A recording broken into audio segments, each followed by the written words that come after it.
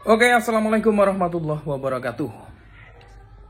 Nah, teman-teman sekalian, saya ingin menjawab beberapa pertanyaan. Ada pertanyaan seperti ini, Mas Andrian, kerisnya kok banyak banget? Dan ada juga yang bagus-bagus gitu. Mas Andrian tuh dapatnya dari mana? Terus cara mendapatkannya dari mana? Sebetulnya teman-teman ada beberapa tips ya, trik dalam mendapatkan pusaka yang tentunya yang kita harapkan adalah pusaka yang original. Kalau saya pribadi ini ya, karena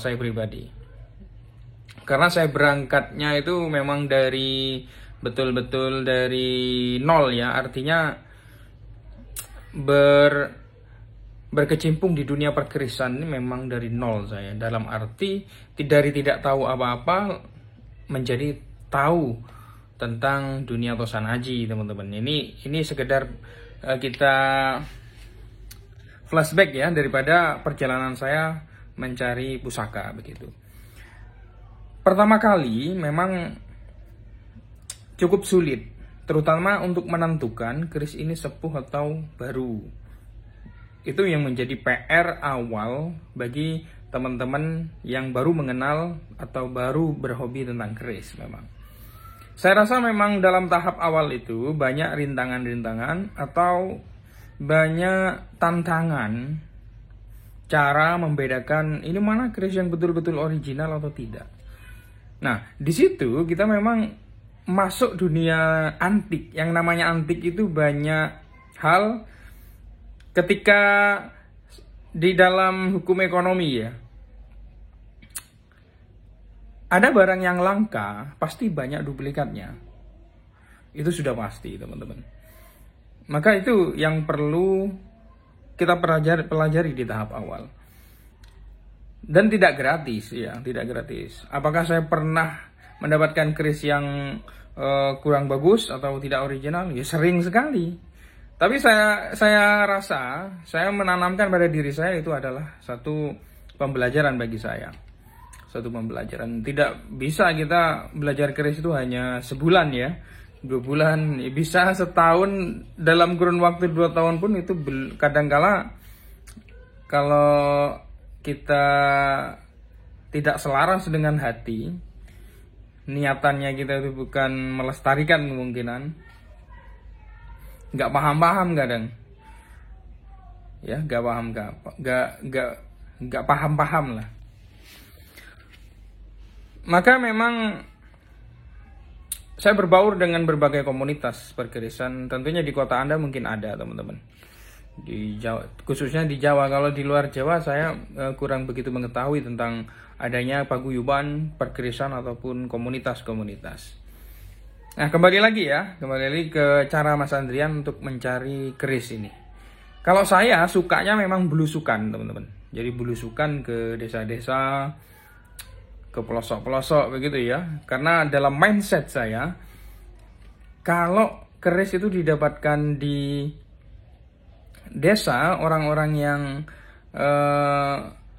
tentunya orang-orang desa itu dapatnya kan dari warisan, dari turun temurun. Nah, ini keris pasti ini original begitu. Itu mindset saya loh ya. Mungkin ada perbedaan mindset dengan para pekeris yang lain. Kalau saya pribadi seperti itu ya, seperti itu. Tidak, dan hal ini tidak selamanya benar, enggak. Tapi itu pribadi saya. Itu asumsi saya.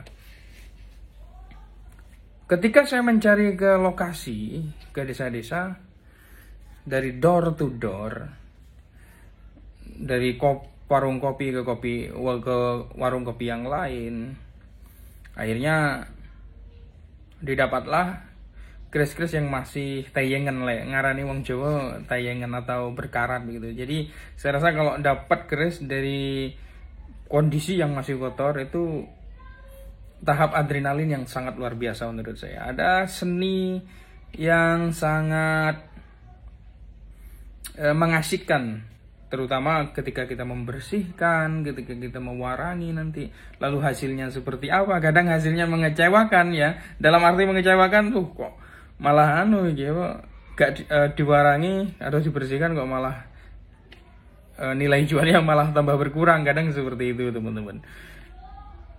Kadang kalau dapat di desa itu, terutama kita dapat murah kadang teman-teman, itu ya, dapat murah. Kadang dikasih sama orang. Nah itu asiknya kalau nyari kita di desa-desa. Saya rasa itu perjalanan saya teman-teman. Ini hanya sekedar kita ini ya, berbagi trik dalam mencari pusaka.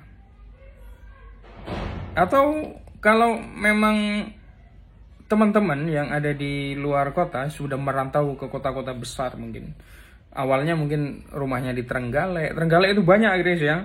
Trenggalek terutama Ponorogo, Madiun itu di desa-desa masih banyak sekali. Begitu teman-teman. Itu adalah cerita saya ya. Itu asumsi saya dan itu kejadian yang saya alami. Dan ini video ini bukan untuk Anda harus seperti ini, bukan. Jadi ada jalan-jalan yang lain untuk mendapatkan keris yang bagus-bagus saya rasa. Terima kasih sahabat-sahabat sekalian yang sudah sudi mendengar, dan jangan lupa di subscribe channel Hunter Pusaka.